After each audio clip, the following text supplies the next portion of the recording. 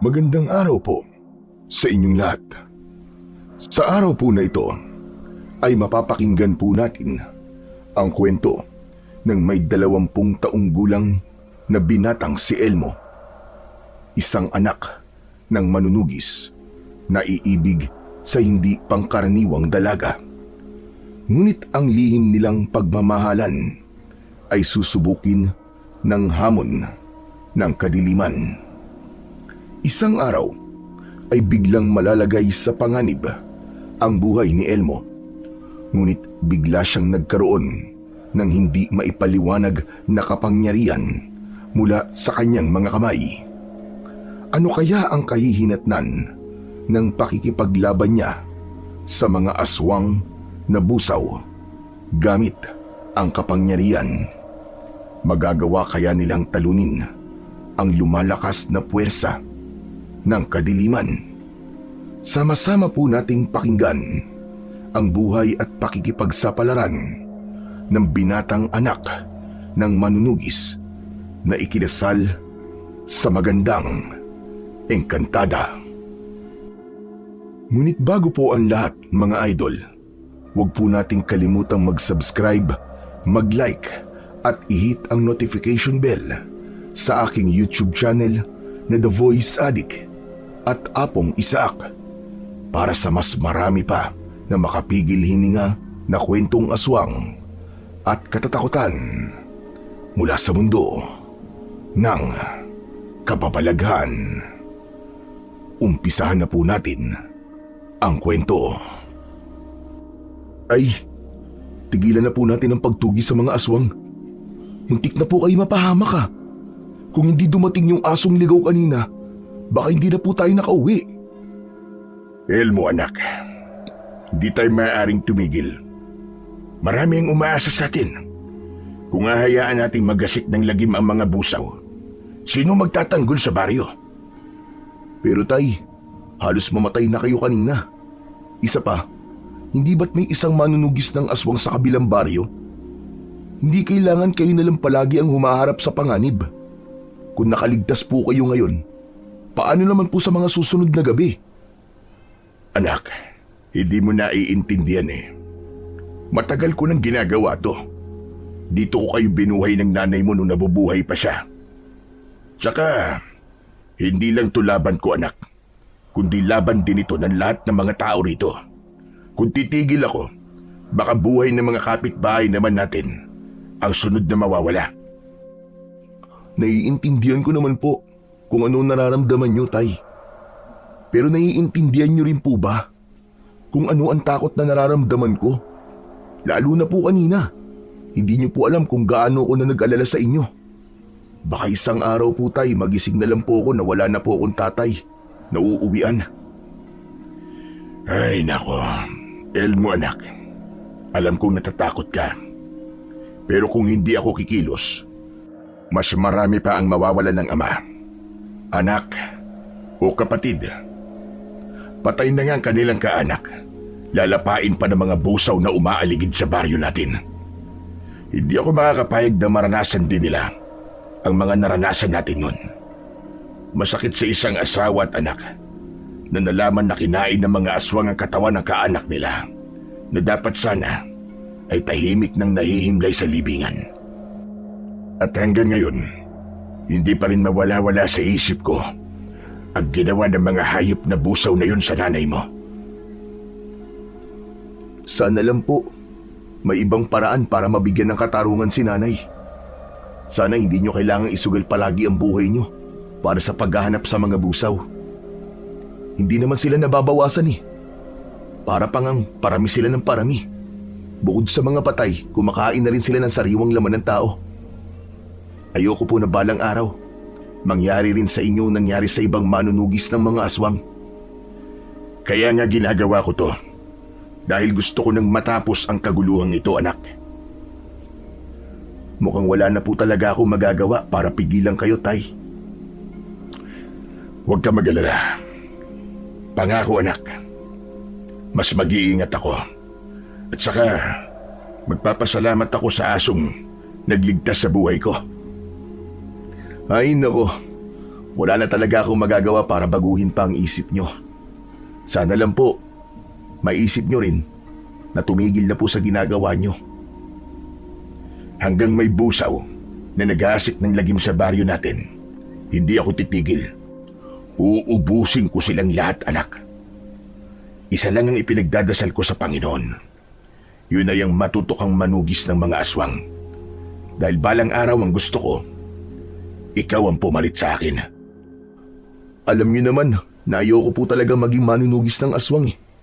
Napilitan lamang po akong sumama sa inyo kanina dahil talagang nag-aalala po ako sa inyo eh. Basta anak, pabayaan mo na lang ako. Ito lamang ang naisip kong paraan para mabigyan ng hustisya ang nangyari sa nanay mo. Isang malalim na buntong hininga ang pinakawalan ng may 20 taong gulang na binatang si Elmo. Habang nakapatong ang kanyang kamay sa sugatang braso ng kanyang ama na si Mang Nolasco. Isang mahusay na manunugis ng mga aswang na busaw ang kanyang ama.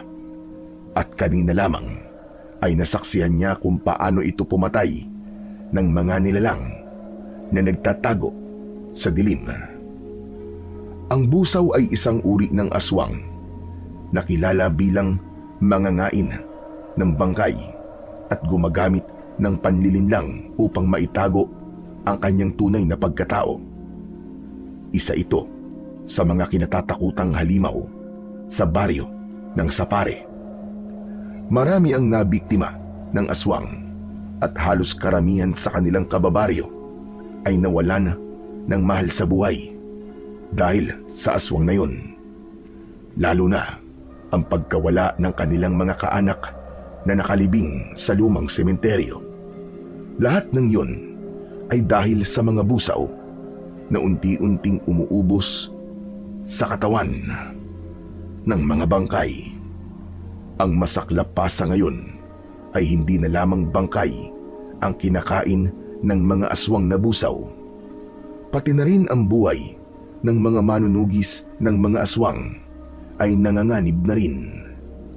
Wala nang pinapalampas, bata, matanda, at kahit ang buntis ay hindi rin nakakaligtas sa mga ito. Kaya naman, ang kanyang ama ay madalas na ring umaalis ng kanilang bahay para sumama sa mga nagrorondang tanod sa kagubatan. At sa tuwing naiiwan siya sa bahay, ay para namang binabayo ng maso ang kanyang dibdib dahil sa labis na pag-aalala para sa kanyang ama. Bumalik lamang sa kasalukuyan ang mga iniisip ni Elmo nang hawakan ng kanyang ama ang palad niya na nakapatong sa sugatan nitong braso. Saka lamang naalala ni Elmo na kailangan niyang gamutin ang sugat ng kanyang ama. Agad siyang kumuha ng palanggana at malinis na tubig sa kusina. Sa kanyang pagbabalik ay sinimulan niya na ang panggagamot. Naupo siya sa tabi nito, paharap sa lumang lamesa na merong nakapatong na lumang gasera.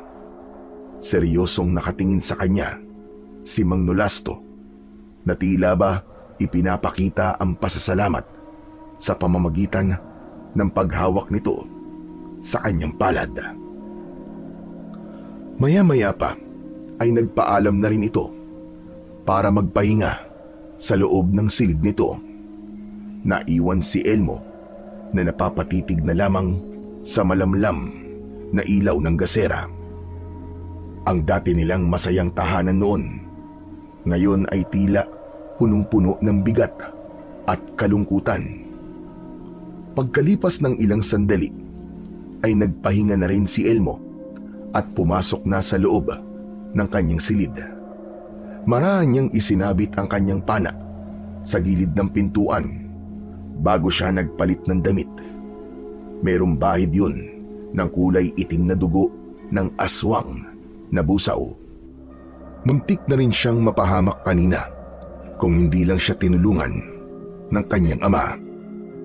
Hindi niya minana ang galing ni Mang Nolasco sa paggamit ng pana, kaya madalas siyang napapahamak. Nang makapagpalit ng damit ay saka lamang siya nahiga sa katre na gawa sa kawayan at marahan na ipinikit ang kanyang mga mata. Hanggang sa dalawin na siya ng antok. Kinabukasan ay naramdaman ni Elmo ang marahan na pagyugyug ng kamay ng kanyang ama sa kanyang balikat. Dahan-dahan siyang nagmulat ng mga mata at agad na bumangon para harapin ang kanyang ama. Tay, bakit po? Tanghali na kasi anak.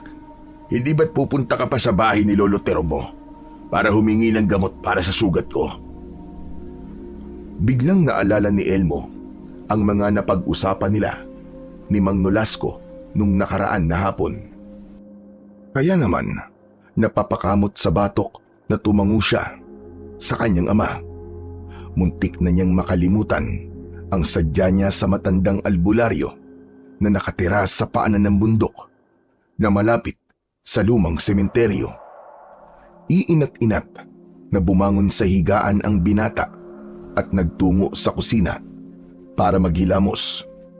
Naiwan sa loob ng kanyang kwarto ang kanyang ama na naghahanda naman ng damit para sa kanya. Pagkatapos na maghilamos ni Elmo, ay bumalik siya sa loob ng kanyang silid para ihanda naman ang mga sandata na dadalhin niya sa pagpunta sa gubat. Tanging si Lolo Terom ang gumagawa ng mga gamot na may bisa na kokontra sa kagat at kalmot ng aswang na busaw. At dahil madalas na nasusugatan si Mang Nolasco, mabilis din nauubos ang mga gamot nito. Pagkalipas ng ilang minuto ay naihanda na ni Elmo ang kanyang dadalhin na tubig na maiinom, pati na ang pana na magagamit niya laban sa mga ligaw na hayop na nakatira sa kagubatan.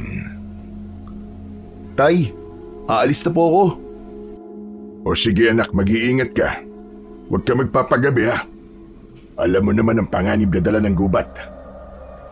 Isang tango lamang ang itinugon ni Elmo sa sinabi ni Mang Nolasco, at pagkatapos ay sinimulan niya ng maglakad, bitbit ang pana at ilang piraso ng palaso. Naalala niyang isang oras din siyang maglalakad bago makarating sa bahay ni Lolo Terom. Sadyang ang bahay ng matanda ay nakatayo sa gitna ng kagubatan upang malaya itong makapagtanim ng mga gulay at halamang gamot nang hindi pinipinsala ng ibang tao. Kaya naman, ang simpleng pamumuhay ng matanda ay madalas na kinaiinggitan ng iba dahil sagana ito sa lahat ng bagay. Nang makarating siya sa gitna ng kagubatan, ay bigla niyang naramdaman na tila may nilalang sa paligid. Pambihira naman oo. Diyos ko, parang may mga nilalang sa paligid ko ah. Habang inililinga ni Elmo ang kanyang paningin sa kanyang paligid, ay mabilis din ang tibok ng kanyang puso. Pakiramdam niya ay hindi na siya humihinga ng mga sandaling yun. Kaya naman, mas lalo niyang binilisan ang kanyang paglalakad habang inihahanda ang kanyang pana. Binalahan niya ng palaso at nakatutok ang kamay sa bawat paghakbang niya sa masukal na gubat. Maya-maya pa ay narinig niya ang malakas na huni ng mga langaw sa unahan ng kanyang daan. Ibinaba niya ang pana at napakunot ang noo na napatingin sa gawi ng pinagkakaguluhan ng mga langaw. Bukod pa roon ay nakakita rin siya ng 5 bayawak na nakikugulo sa bagay na nakalatag sa lupa. Diyos ko, ano kaya ang bagay na nasa damuhan? Mukhang nilalangaw na at may ilang bayawak pa na nakapalibot sa pinagkakaguluhan nila. At saka, mabaho ang singaw ng hangin. Ang bayawak pa naman ay lumalabas kapag mayroong nabubulok na karne ng tao o hayop. Natigilan si Elmo nang mabanggit niya ang tungkol sa nabubulok na karne. Kaya naman malalaki ang hakbang ng kanyang paa na nilapitan niya ang bagay na nasa unahan ng kanyang daan. Habang unti-unti siyang lumalapit, ay patindi naman ng patindi ang amoy na nalalanghap niya sa simoy ng hangin. Nagmumula yun sa nakikita niyang tila wasak na karne ng hayop. Nang malapitan niya ang pinagkakaguluhan ng mga langaw, bigla siyang napahinto sa kanyang kinatatayuan. Tumambad sa kanyang paningin ang kalunos-lunos na itsura ng bangkay. Ang balat nito ay kupas at naaagnas na. Halos mahulog na sa pagkakadikit sa buto. Ang ilang bahagi ng laman ay itim at basag-basag. May mga litid na nakalaylay at dumikit sa tuyong lupa. Ang mga mata ay wala ng laman, habang ang bibig ay nakaawang at kita ang mga ngipin.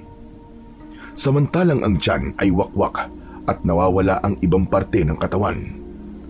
Sumambulat ang suka ni Elmo habang pinanunood ang mga bayawak na nag-aagawan sa paglantak sa katawan ng bangkay, at natitiyak niyang aswang na busaw ang may kagagawan nun sa katawan ng biktima. Sa paligid, nagkakagulo ang mga bayawak. Ang kanilang magaspang na balat ay kumikislap sa ilalim ng araw habang nag-aagawan sa mga piraso ng laman na kumalat sa lupa. Ang kanilang matutulis na kuko ay kumikiskis sa mga bato, at bawat kagat ay sinasabayan ng marurupok na tunog ng butong nabibiyak. Ang eksena ay tila isang nakakapangilabot na paalala na talagang palala na ng palala ang pamiminsala ng mga aswang na busaw. Diyos ko po, nakarating na rito ang mga aswang. Marahil ay nasa panganib na rin si Lolo Terom. Kailangan niyang malaman ang tungkol dito. Isang sulyap muna ang ginawa ni Elmo bago siya umalis sa lugar na yon. Mas lalo siyang nagmadali sa pagtahak sa daan papunta sa bahay ni Lolo Terom. Ngunit hindi sinasadya na napagawi siya sa kakahuyan na halos hindi pinapasukan ng sikat ng araw. Naalala niya na ang aswang na busaw ay may kakayahang umatake sa tao kahit may presensya pa ng araw. Basta't may bahagi ng lugar na madilim, ay magagawa nilang makapaminsala ng mga tao. Kaya naman, naging mabilis ang paglinga niya sa paligid at muling itinaas ang pana. Diyos ko, gabayan niyo po ako. Akma na sanang hahakbang si Elmo nang biglang lumitaw sa kanyang harapan ang nakapangingilabot na anyo ng isang aswang na busaw. Tumutulo pa ang malapot nitong laway na may kasamang dugo. Nakadipa ang braso na merong nakalaylay na laman na tila naaagnas na balat, kasabay ng pag-alingasaw ng napakabahong singaw ng katawan nito. Hindi lang isa, nadagdagan pa ng 3 ang halimaw na nasa harapan niya. Habang dahan-dahan na humahakbang papalapit sa kanyang kinaroroonan, itinutok niya ang palaso sa mga ito. Sige, lumapit kayo! Hindi kayo sasantuin ng palaso ko! Matapang na nakatutok ang pana ni Elmo sa mga nilalang na umaangil. Ang mga daliri niya ay mahigpit na nakakapit sa tali ng pana habang dahan-dahan niyang hinihila ang pisi. Sa dulo ng kanyang pana, kumikislap ang matalim na bakal ng palaso. Nakatutok ang kanyang tingin sa aswang na busaw na gumagalaw ng mabilis sa daan na hindi direktang nasisikatan ng araw. Ramdam niya ang bigat ng bawat hinga at ang malamig na pawis na dumadaloy sa kanyang noo. Wala siyang inaatrasan na laban, kaya nang masiguro niya na aatakihin siya ng mga ito, mabilis niyang pinakawalan ang unang pana. Umalingaw-ngaw ang maikling tunog sa hangin ng palasong direktang tumama sa leeg ng aswang na busaw. Bumagsak ito sa lupa habang ang tatlo pang nilalang ay sinulyapan na lang ang natumba nilang kasama. Muling bumaling ang mga ito sa kanya. Kaya naman, binalahan niya ulit ang pana. Mabilis at sunod-sunod ang paghila niya sa tali. Ngunit dumudulas sa katawan ng aswang ang mga palaso na pinakakawalan niya. Naiiwasan yun ng mga busaw na may kakaibang liksi. Sumunod ang isa pang pag-atake. Mas madiin, ngunit sinigurado niyang matatamaan ang isang busaw. Pero biglang naglaho ang halimaw bago tumama sa katawan nito ang dulo ng kanyang sandata. Ilang ulit niyang sinubukan ang pagpapakawala ng palaso, ngunit patuloy na naglalaro ang nilalang sa dilim. Tila alam ng mga ito kung gaano kahina ang kakayahan ni Elmo sa paggamit ng palaso. Sa kabila ng pagkadismaya, nanatili ang determinasyon sa mga mata ni Elmo. Hindi siya titigil hanggat hindi niya napapatamaan ang mabangis na mga nilalang. Sige, lumapit lamang kayo sa konting liwanag ng sikat ng araw. Masusunog kayo at matutunaw. Sige, lapit pa! Tila napansin ng mga nilalang ang binabalak ni Elmo na pasunurin ang mga ito papunta sa maliwanag na sikat ng araw. Kaya naman, huminto sa paghakbang ang mga ito at napatitig sa kamay ni Elmo. Umangil ang mga ito ng malakas, saka naghiwalay na tila balak siyang palibutan. Palipat-lipat ang pagtutok ni Elmo ng pana sa mga nilalang, habang ang isa ay umatake mula sa harap. Ang isa pa ay pumuesto sa kanyang likuran upang siya ay patayin. Tinangkang depensa ni Elmo ang sarili gamit ang kanyang pana.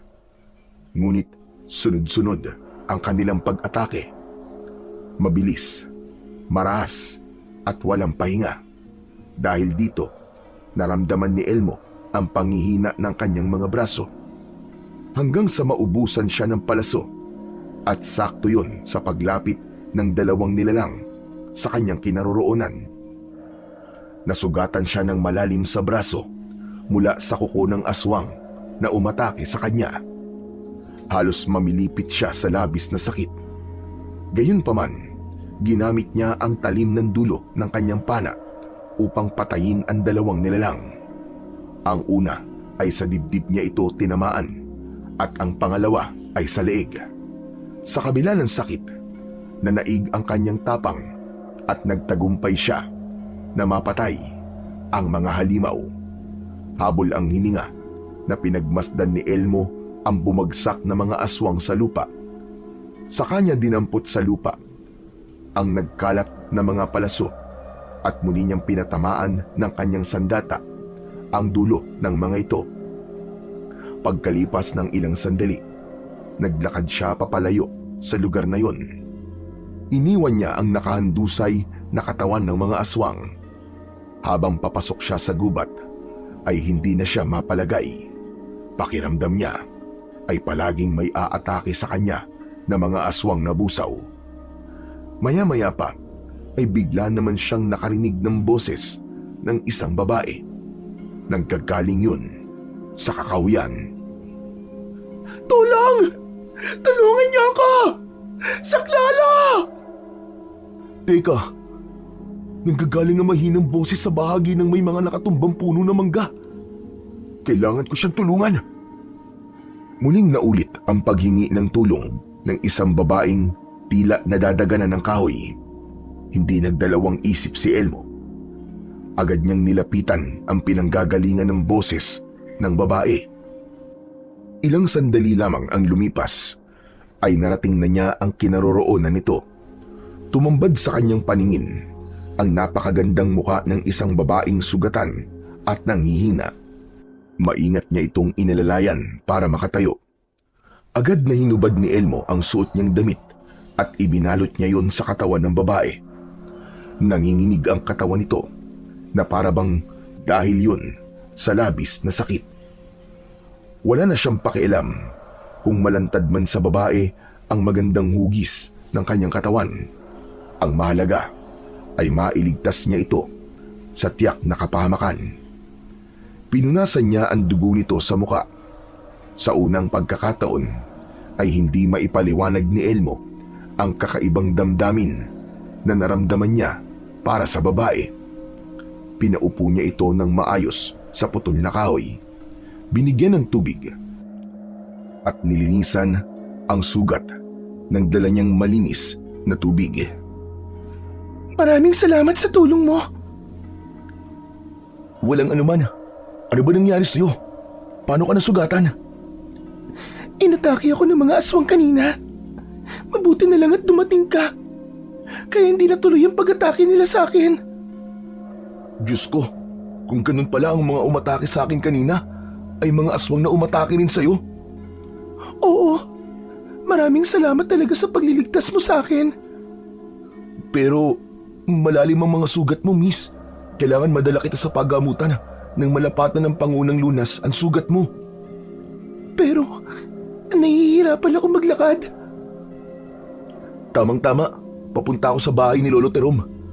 Ang mabuti pa siguro, dalhin kita sa kanya para malagyan na ng gamot ang sugat mo. Hindi na hinintay ni Elmo na sumagot ang babae. Agad niya itong binuhat at naglakad papunta sa bahay ni Lolo Terom. Nalaman niyang Mayumi ang pangalan ng babaeng tinulungan niya. Tila binalot ng saya ang puso niya nang makilala ang dalaga. Hindi niya maipaliwanag ang kanyang nararamdaman. Magmula nang magtama ang kanilang paningin ay parabang biglang bumilis ang tibok ng kanyang puso. Ngayon lamang niya naranasan ang ganung pakiramdam, kaya nagtataka siya kung bakit ganun na lamang ang kagustuhan niyang mailigtas ito. Pagkalipas ng ilang minutong paglalakad, habang buhat si Mayumi, ay unti-unti nang naramdaman ni Elmo ang pagod. Kita yon sa butil-butil niyang pawis na umaagos sa kanyang noo. Ngunit sinikap niyang makarating kagad sa bahay ng matanda. Hindi naman nagtagal at narating nila ang bakuran ng bahay ni Lolo Terom. Sakto yun na nasa labas ang matanda at namimitas ng mga dahon ng sambong. Napakunot ang noo nito nang makita silang dalawa ni Mayumi. Itinigil nito ang ginagawa at lumapit sa nakasaradong tarangkahan ng bakuran nito. Mabaging langit! Ano nangyari sa'yo, Apo? Gulat na gulat si Elmo nang marinig ang sinabi ni Lolo Terom. Nakatingin ito sa mukha ni Mayumi habang bakas ang pag-aalala sa mukha. Dati na siyang kilala ng matanda, kaya naman hindi na ito nagtanong kung bakit kasama niya si Mayumi. Sa halip ay nagmamadali itong pinagbuksan sila ng tarangkahan. Hala, sige na! Pumasok na kagad kayo sa loob ng bahay! Bilisan nyo! Nang magamot ko na kagad na sugat mo, Mayumi! Kaya naman, agad na naglakad papasok sa loob ng bakuran si Elmo, habang buhat pa rin ang magandang dalaga na si Mayumi.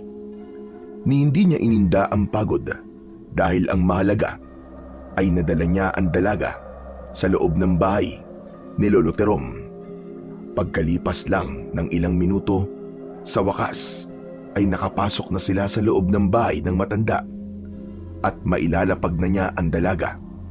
Kaya lang, dala ng panghihina ng kanyang tuhod, ay kasama siyang napalugmok sa bangko.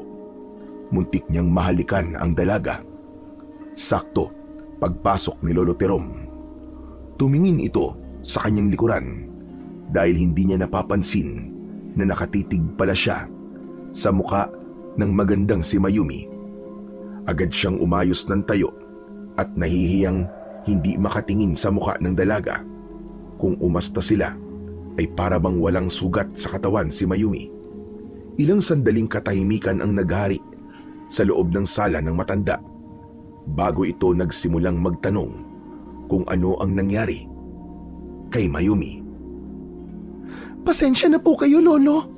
Hindi ko naman po akalain na aatakihin po ako ng mga aswang sa gubat na yon. Anong hindi akalain ang pinagsasasabi mo, ha, Mayumi? Alam mong delikado ang gubat para sa'yo. Ang tigas-tigas talaga ng ulo mo.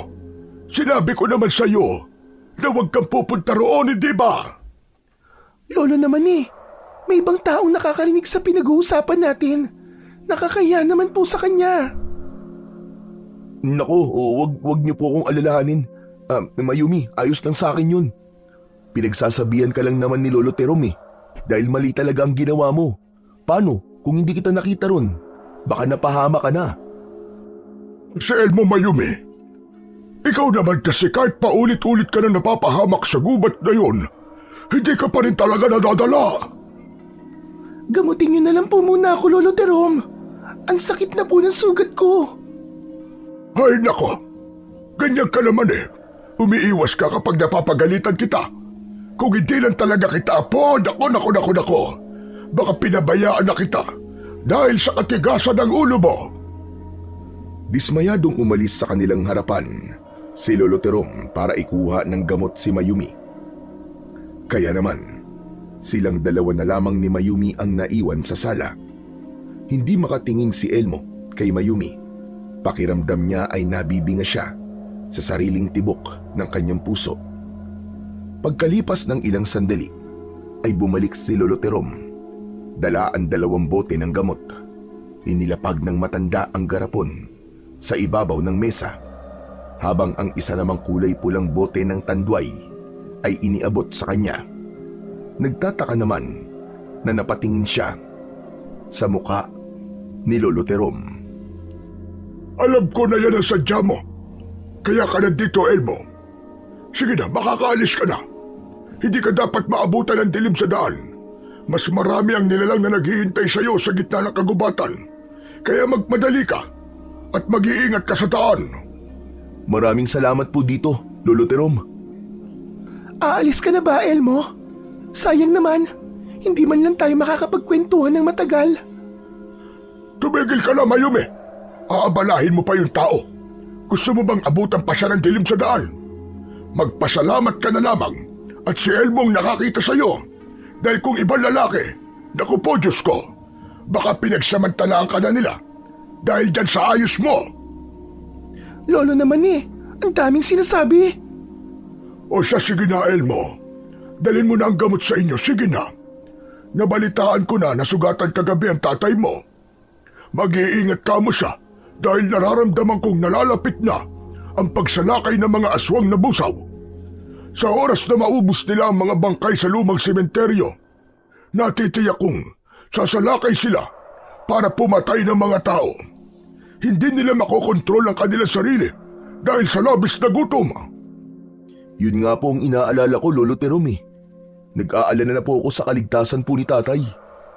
Mabuti na lamang po talaga at nailigtas siya ng asong ligaw kagabi. Dahil kung hindi, baka nawalan na po ako ng ama. Huwag ka nang malungkot, Elmo.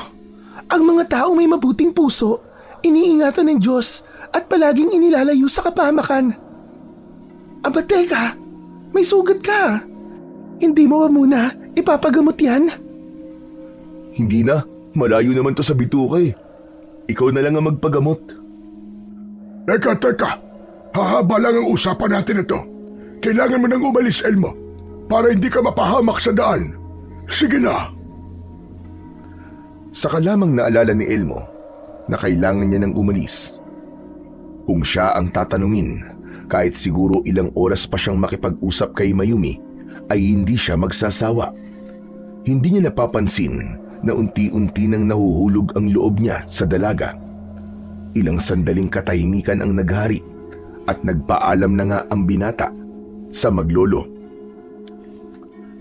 Mabigat ang hakbang ng paa na lumabas ng bahay si Elmo. Dala ang bote na ibinigay sa kanya ni Lolo Terom. Pagkatapos ay gumuhit ang ngiti sa kanyang labi bago tinahak ang daan pabalik sa kanilang bahay. Ngunit pagsapit niya sa gitna ng gubat ay hindi niya namalayan na naroon na naman siya sa lugar kung saan nakakita siya ng katawan ng isang patay na tao.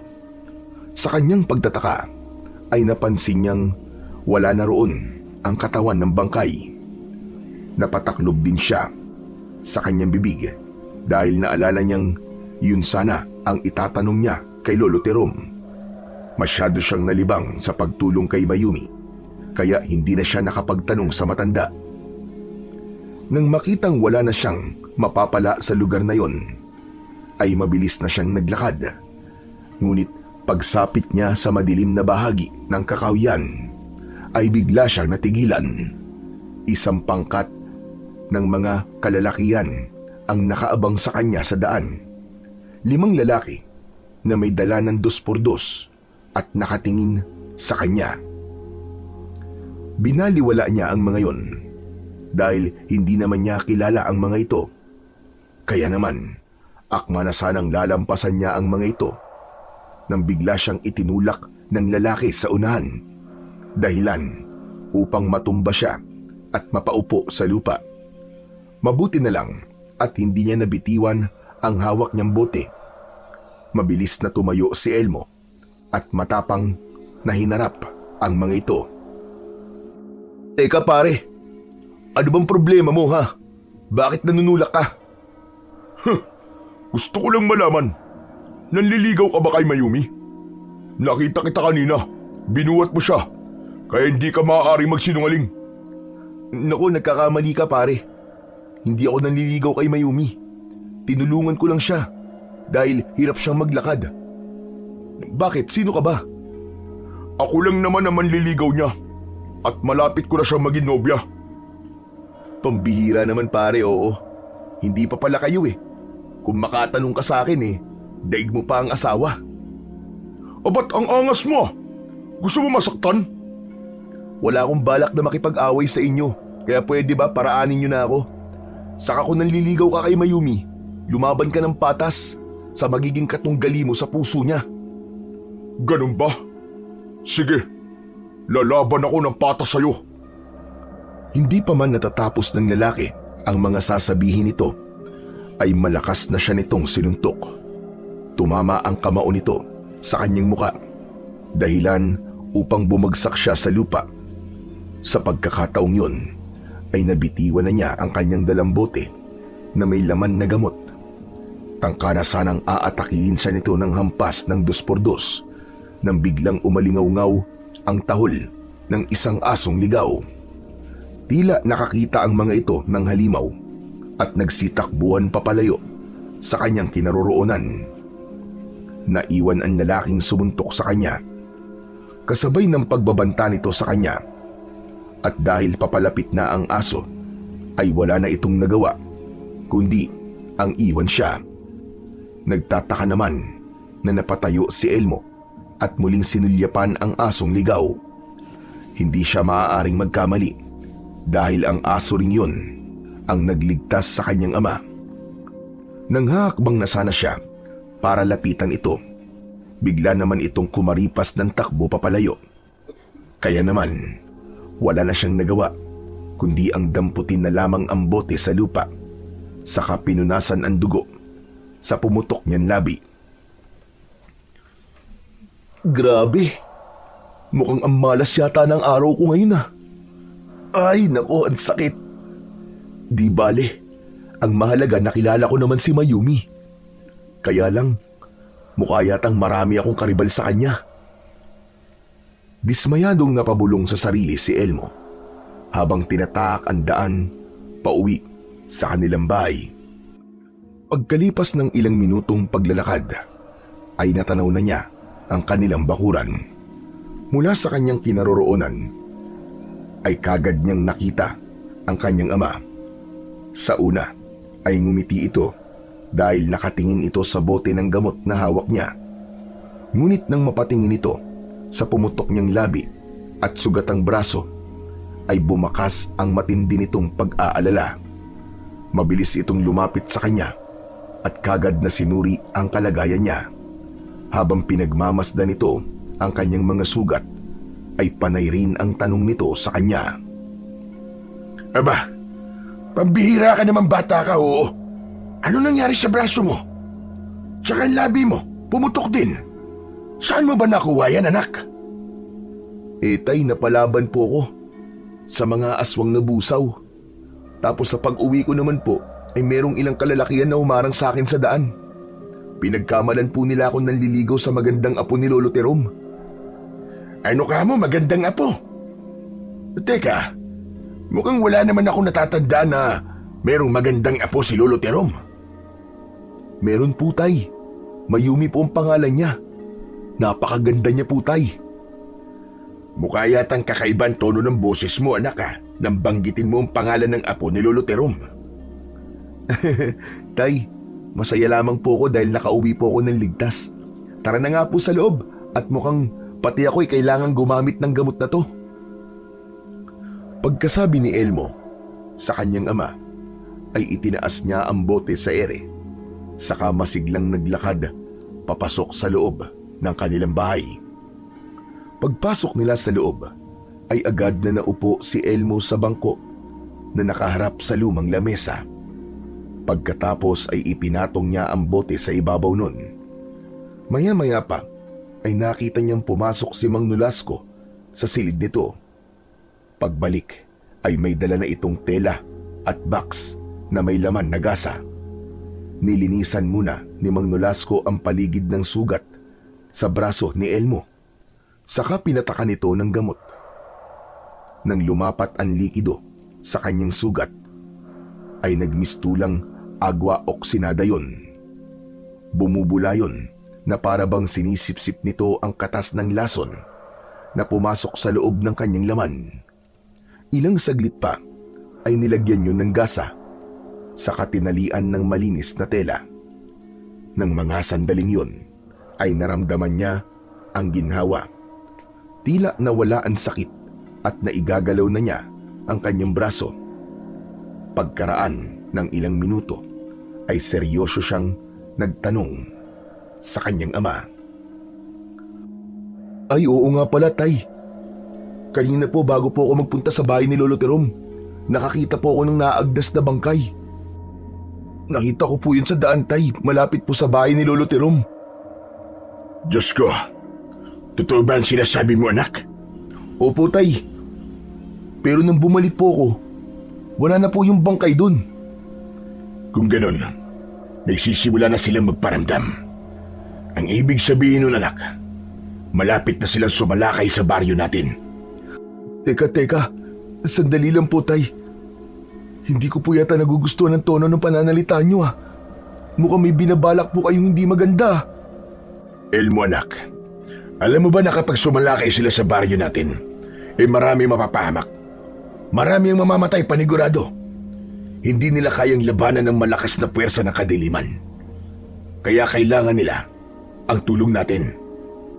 Ayan na naman po kayo, tay. Hanggang ngayon umaasa pa rin po ba kayo na matatalo niyo ang aswang na busaw? Tay, gumising na po kayo sa katotohanan na hindi natin sila kayang labanan. Wala po tayong magagawa laban sa kanila. Nakikita niyo po ba kung ano nangyayari? Nang dahil sa walang tigil na pagtugis natin sa mga aswang, lumalabas na sila sa kanilang pinagtataguan. Mas lalo natin silang ginagalit na tila ba naghahamon tayo ng digmaan sa kanilang lahat. At sa pagkakataong yun, mas lalo lamang silang papatay ng tao. Pagtatalunan na naman ba natin ang bagay na to, anak? Hindi po ako nakikipagtalo sa inyo, tay. Nag-aalala lamang po ako sa inyo na baka kayo'y mapahamak. Paano naman po ako kapag may nangyaring masama sa inyo? At anong gusto mong gawin ko, Elmo? Magkulong, magtago sa bahay, habang ang mga kapitbahay natin ay unti-unti nang pinapatay ng mga aswang na busaw. Hindi niyo naman po ako naiintindihan eh. Anak niyo po ako, tay, at natatakot po ako na baka masaktan kayo dahil sa mga aswang. Tay, wala na po bang halaga sa inyo ang buhay niyo? Kahit na anong sabihin mo, hindi na magbabago ang desisyon ko. Sana pala hindi ko na lang sinabi sa inyo nakita ko sa gubat. Pagkakataon ko na to para makaganti sa ginawa nila sa asawa ko si Marina. Wala na po bang ibang mahalaga sa inyo, Tay, kundi ang mabigyan nyo ng katarungan ng pagkamatay ni Nanay? Tay, hindi po ba pwedeng ipaubaya na lamang natin sa mga tanod ang paghahanap ng hustisya? Tumigil ka, Elmo. Pambihira ka. Hahayaan mo lang na ang mga tanod ang pumatay sa mga nilalang na pumaslang sa nanay mo. Sa akin sila may utang. Sa akin din sila magbabayad. Kung totoong nag-aalala ka sa akin, pues, tulungan mo kong ubusin sila. Ngayon lamang ako nakakita ng isang ama na isasama ang anak sa napakadelikadong gawain. Nakakadismaya ang katwiran nyo, Tay. Tila nagpantig ang tenga ni Mang Nolasco sa sinabi ni Elmo. Huli na para bawiin ng binata ang huling kataga na nasambit niya. Lumapat sa kanyang muka ang malakas na suntok ng kanyang ama. Sa pagkakataong yun ay tila nagmanhid na ang kanyang labi. Pinigilan niya ang kanyang sarili na huwag ipakita sa kanyang ama ang mga luhang nagbabantang pumatak sa kanyang mga mata. Hindi niya maintindihan ang nararamdaman ng mga sandaling yun. Pakiramdam niya ay mali na mag-alala siya sa kanyang ama. Nang tignan ni Elmo ang muka ni Mang Nolasco, ay napansin niya na tila nabigla rin ito sa ginawang pananakit sa kanya. Kaya naman, minabuti na lamang ni Elmo na lumabas sa bahay na yon. Diretso ang kanyang hakbang, papunta sa kakahuyan na malapit sa kanilang bakuran. Hindi niya kayang makipag-usap sa kanyang ama dahil alam niya sa kanyang sarili na walang masama sa mga sinabi niya. Ipinapakita lamang niya rito kung gaano siya nag-aalala sa kaligtasan nito. Pagkaraan ng ilang minutong paglalakad, ay tumigil siya sa tapat ng puno. Naupo siya sa ugat nito. Hindi pa man umiinit ang pagkakaupo niya sa ugat ng puno, ay narinig niya ang boses ng isang nilalang na umaangil sa kanyang likuran. Sabay ng pag-alingasaw ng mabahong amoy na tila nabubulok na laman ng tao, bigla siyang kinabahan. Pamilyar sa kanya ang presensyang yun. Anak naman ng putya, oo. Bakit ngayon pa? Hindi ko nadala yung pana ko. Pabulong na wika ni Elmo habang dahan-dahan siyang humaharap sa nilalang na nasa kanyang likuran. Pagharap niya ay tila pinagbagsakan siya ng langit at lupa nang halos isang dipa na lamang ang layo nito sa kanya. Ang tatlong nilalang na nakatayo sa kanyang harapan ay tumutulo ang malapot na laway habang umaangil. Hindi kagad nakagalaw si Elmo.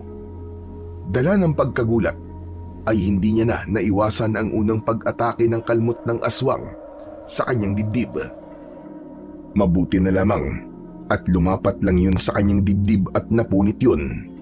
Habang nakikipagpambuno siya sa aswang na nasa kanyang harapan, ay naramdaman naman niya ang pagsampa sa kanyang likuran ng isa pang aswang. Nang mga sandaling yun, ay naisip ni Elmo na marahil ay yun na ang kanyang katapusan. Isang malakas na pagsuntok ang ginawa niya sa muka ng kaharap. Bumagsak ito sa lupa. Saka naman niya sinabunutan ang nilalang na nasa kanyang likuran. Patuloy ito sa pag-angil na sinusubukan siyang kagatin sa balikat. Akma na sanang babaon ang pangil nito sa kanyang balikat nang sa pag-angat ng kanyang kamay ay lumabas ang malabolang apoy. Ang pagdakot sana sa buhok ng aswang ay nauwi sa pagkasunog ng buong katawan ng nilalang. Bumagsak ang aswang sa lupa habang naglalagablab ang katawan. Nagtataka na binalingan ni Elmo ang dalawa pang natitirang aswang, ngunit hindi natakot ang mga ito. Muling sumugod ang dalawang aswang sa kanyang kinaroroonan, pero kagaya ng nangyari kanina, nasunog din ang katawan ng mga ito dahil sa apoy na lumalabas sa kanyang kamay. Nang mga sandaling yun, ay nanlalaki ang mga mata ni Elmo na nakatingin sa naglalagablab niyang mga kamay. Diyos ko, ano to? Ano nangyayari sa akin? Bakit nagkaroon ng apoy ang mga kamay ko? Sa hindi maipaliwanag na dahilan, ay biglang nag-alala ang binata. Hindi siya makapaniwala sa apoy na nakabalot sa kanyang palad. Nagpalinga-linga siya sa paligid. Ilang beses pa niyang sinubukang tanggalin ang apoy sa kanyang mga kamay. Ngunit ganun pa rin ang kanyang nakikita. Binalot ng takot ang kanyang dibdib dahil hindi niya alam kung paano mawawala ang apoy na yon. Subalit nang ikiyong niya ang kanyang palad, ay saka lamang yun naglaho. Teka. Ano ba to? Ano ba to nangyayari sa akin? Bakit ako nagkakaganito? Dala ng labis na kuryosidad sa kanyang sarili, ay bigla niyang inunat ang nakasarado niyang palad. Sa kanyang pagtataka, ay nawala na nga ang apoy at para bang walang nangyari na bumalik sa dati ang kulay ng kanyang mga kamay. Sa pag-angat ng kanyang paningin, ay napansin niya ang isang asong ligaw na nakatanaw lamang sa kanya mula sa malayo. Nang akma na sanang lalapitan niya ito, ay bigla itong nawala at naglaho sa madilim na bahagi ng kakawyan. Pati ang aso na madalas niyang nakikita ay tila kakaiba rin. Saka lamang napansin ni Elmo na bahagya ng madilim ang paligid. Magulo ang isip na hindi malaman kung sasabihin ba niya o hindi sa kanyang ama ang mga nangyari sa kanya. Ngunit alam niya na mas lalo lamang siyang hihikayatin ni Mang Nolasco na maging manunugi siya sa sandaling malaman ito ang kanyang kakayahan. Kaya naman, ipinasya ni Elmo na ilihim na muna sa kanyang ama ang tungkol sa kanyang kapangyarihan. Pagkalipas ng ilang sandali, ay nagpasya na siya na bumalik sa kanilang bahay. Ngunit pagdating niya roon, ay nakita niyang kasama ng mga tanod si Mang Nolasco. Dala ang sulo at sibat na handa na ulit para magronda sa gubat. Di maaari. Hindi ko hahayaan na mapahamak si tatay. Kailangan ko silang sundan. Lalo pat may mga aswang na ako nakalaban kanina. Natitiyak ko na nasa panganib sila. Saka ko na lang iisipin ang tungkol sa kapangyarihan ko at sa asong nakita ko kanina. Pagkasabi nun, ay agad ngang sinundan ni Elmo ang pangkat ng mga tanod na kinabibilangan ng kanyang ama. Halos lahat ng mga lalaki ay nagboluntaryong sumama sa pagroronda. Ang ilan ay kagaya ni Mang Nolasco na manunugis din ng aswang. Kahit marami ang mga ito, ay hindi yun sapat para labanan ng mga aswang na busaw. Natitiyak niyang malalagay lamang ang mga ito sa panganib. Kaya naman, nagpalipat-lipat na lamang si Elmo sa lahat ng punong madadaanan niya upang hindi mahalata ng kanyang ama na nakasunod siya. Para nang binabayo ng maso ang kanyang dibdib dahil sa labis na pag-aalala. Pagkalipas ng ilang sandali, ay nakita niyang sumama na rin ang 5 lalaki na nanggaling sa madilim na bahagi ng kakawyan. Ang mga lalaking bagong dating ay kasama ng lalaking humarang sa kanya sa daan. Hindi niya akalain na manunugis din ng aswang ang mga ito. Saan kaya sila papunta? Mukhang hindi naman ito ang daan ng papunta sa lumang sementeryo ah. Teka, hindi kaya sa lugar kung saan ko nakita ang bangkay? Diyos ko, natitiyak kong maraming aswang ang nagtatago ron. Anak naman ng putya, oo. Talagang doon nga sila pupunta. Nag-aalala na muling naglakad si Elmo upang sundan ang kanyang ama. Ngunit hindi pa man siya nakakalapit sa mga ito, ay bigla nang sumalakay ang mga aswang na busaw. Kitang-kita niya ang mababangis na halimaw na tila nag-aagawan sa mga nagroronda. Hinanap ng kanyang mga mata si Mang Nolasco, At ganun na lamang ang pag-aalala niya nang makita ang ama na nakahiga sa damuhan. Nakikipagpambuno ito sa halimaw na nasa ibabaw ng kanyang katawan, habang ang ibang manunugis ng aswang ay nakikipaglaban na rin sa mga busaw. Ilang sandali pa ay binalot ng ingay ang buong paligid. Kaya naman, halos hindi lumapat ang kanyang paa sa paglapit sa kinaroroonan ng kanyang ama at ng mga tanod. Agad siyang tumalon upang tulungan ito. Pagbagsak niya sa lupa ay kasabay rin ng pagbayo niya ng suntok sa likod ng aswang. Hindi kagad nakatayo si Mang Nolasco. Nagulat ito sa biglang pagdating ni Elmo, habang patuloy pa rin na sinusubok ni Elmo ang kalaban. Biglang nagkaroon ng malakas na liwanag ang kanyang mga kamay. Sa huling pagbagsak ng kanyang kamao sa muka ng aswang na busaw, ay agad na nagliyab ang katawan nito. Dahil sa nasunog na ang katawan ng mga aswang, binalot ng pagtataka ang anyo ng mga nilalang. Dala ng takot ng mga ito kay Elmo, ay kumaripas ng takbo ang mga aswang na busaw papunta sa madilim na bahagi ng gubat. Maging si Mang Nolasco na kanyang ama ay hindi rin makapaniwala sa nakita. Maya-maya pa ay biglang tumahimik ang paligid at naiwan ang kanilang mga kasama na manunugis. Lahat sila ay nakatingin kay Elmo.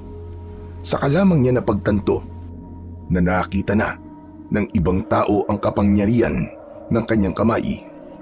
Subalit nagtaka siya na tila ba hindi nakikita ng mga ito ang liwanag sa palad niya.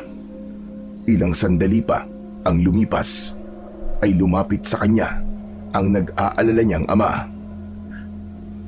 Anak, paano mong nagawa yun? Tay, hindi ko rin po alam eh. Bigla ko na lang pong naramdaman ang lakas ng kamao ko. Hindi na po ako sigurado sa mga nangyayari sa akin. Muling sinulyapan ng binatang si Elmo ang kanyang kamay. Bumakas ang pagtataka sa kanyang muka. Hindi niya maipaliwanag ang ganong kababalaghan na nangyayari sa kanya. Maya-maya pa ay lumapit sa kanya ang mga lalaking humarang sa kanyang daan. Kita niya rin ang pagtataka sa muka ng mga ito. Biglang nagsalita ang lalaki. Mang Nolasco, anak niyo po pala ang binatang yan? Oo, Dagul. Isa rin siyang manunugis ng aswang. Hindi lang siya madalas sumasama sa akin. Sa isip ni Elmo ay matagal nang magkakilala ang dalawa. Batay sa nakikita niya sa anyo ng lalaki, ay halos kasing idara niya lang ito. Kasama ni Dagul ang apat nitong mga kasama na tila nagmamalaki pa sa kanya, habang hawak ang 2x2. Lahat sila ay nakatingin kay Elmo. Kung isa rin naman po palang manunugis ng aswang ang anak niyo, Mang Nolasco, malaki may tutulong yan sa atin. Dahil sa sinabing yun ni Dagul, ay humarap sa kanya si Mang Nolasco. Sa mga mata nito ay naunawaan niyang balak siya nitong isama sa pagroronda. Kaya naman, kahit tutol ang kalooban niya, ay hindi na siya maaaring tumanggi pa. Ayaw niyang isipin ng mga ito na isa siyang duwag. Kaya naman, wala nang nagawa ang binatang si Elmo, kundi ang sumama sa grupo. Pagkatapos ay tinahak nila ang daan papunta sa bahay ni Lolo Terom. Nalaman ng binata na doon sila papunta. Bigla siyang nasabik na muling makita si Mayumi. Subalit nang makita niya ang grupo ni Dagul na naglalakad sa unahan ng kanilang daan, ay bigla siyang nalungkot. Hindi pa man siya nakakapagparamdam ng pag-ibig kay Mayumi, ay pakiramdam niya wala na siyang pag-asa sa puso ng dalaga. Mas matikas si Dagul at matapang kumpara sa kanya. Kaya ang lihim na nararamdaman ay isinantabi niya muna at inabala ang sarili sa paglalakad.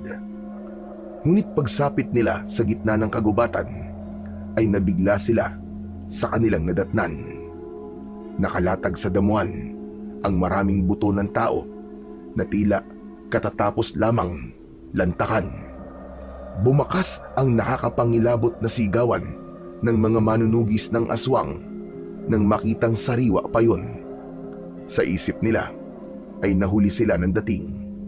Halos 5 buto ng kalansay ng tao ang nasa damuhan. Galit na napasambit ng mura si Mang Nolasco. Ang mga halimaw na yun, nagsisimula na silang maminsala. Ang mga taong yan, anak, nakikita mo ba kung anong ginawa sa kanila? Para silang mga gutom na inubos nilang laman na nakadikit sa buto ng mga yan. Ngayon, anak, sabihin mo, kaya ba ng konsensya mo ang makita sila na ganyan ang kalagayan? Hindi nakasagot si Elmo dahil magkahalong galit at pag-aalala ang naramdaman niya. Matalim ang tingin na muli niyang sinulyapan ang nagkalat na buto sa lupa. Meron pang sariwang dugo na nakadikit sa lupa. Kahit madilim at tanging liwanag lang ng sulo ang tanglaw sa bahaging yun, ay alam niyang dumanas ng paghihirap ang mga biktima. Naramdaman ng binata na kailangan niyang tumulong sa kanyang ama. Kaya naman, nagpasya na siyang lumaban. Nilisan nila ang lugar na yun at siya pa nga ang nanguna sa pagroronda sa gubat upang hanapin ang mga nakatakas na aswang kanina. Subalit bigla silang dinala ng kanilang mga paa sa lumang sementeryo. Bumungad sa kanila ang nakakasulasok na amoy ng nabubulok na katawan ng tao. Ang lahat ay natigilan nang tumambad sa kanilang paningin na ang lahat ng nicho ay wala ng laman. Ang ibang kasama nila na may pamilyang nakalibing sa lumang sementeryo ay umalingaw-ngaw ang pagdadalamhati ng iyak. Lahat sila ay sumisigaw ng katarungan para sa kanilang pamilya. Sa pagkakataong yun ay binalot ng galit ang dibdib ng binata. Namumula ang kanyang mga mata na tumingin siya sa kanyang ama. Habang nakatayo sila sa gilid ng lumang sementeryo, ay bigla naman silang nakarinig ng malalakas na sigawan ng mga tao. Nanggagaling yun sa gubat. Binalot ng pag-alala ang dibdib ni Elmo nang marinig ang boses ni Mayumi na humihingi ng tulong sa kanila. Tay, kilala ko po ang boses ng babae. Si Mayumi po yun, Tay.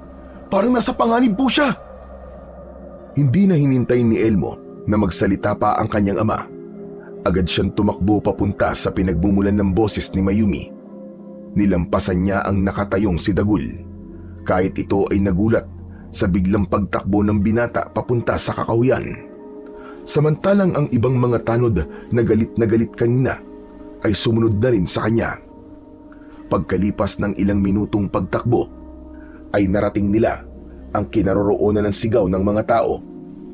Sa madilim na bahagi ng gubat ay tumambad sa kanilang paningin ang nakakakilabot na eksena.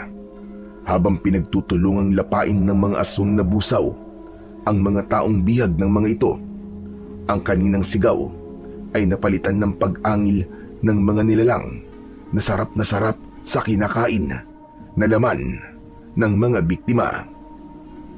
Tulong! Tulungan mo ako, Elmo! Tulungan mo kami! Sa pagkakataong yun ay kakaiba ang takot na nararamdaman ni Elmo nang makitang nasa panganib si Mayumi. Kasama nito ang matanda na si Lolo Terom. Nakikipaglaban ito sa mga aswang na umaatake sa dalaga.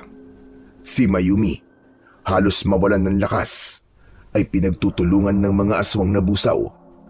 Ang mga mata ng mga ito ay kumikislap sa dilim, tila nag-aalab sa gutom at kasamaan. Ang mga kuko ay matutulis na humihiwa sa balat ng mga biktima. Kaya naman ay hindi na nagdalawang isip ang binatang si Elmo. Agad niyang nilapitan ang mga aswang na nagtatangka sa buhay ni Mayumi. Umalingaw-ngaw ang sigaw ng mga aswang nang bigwasan niya ng suntok sa muka ang mga ito. Ang ibang mga kasama niyang nagroronda ay sumugod na rin sa mga aswang na busaw.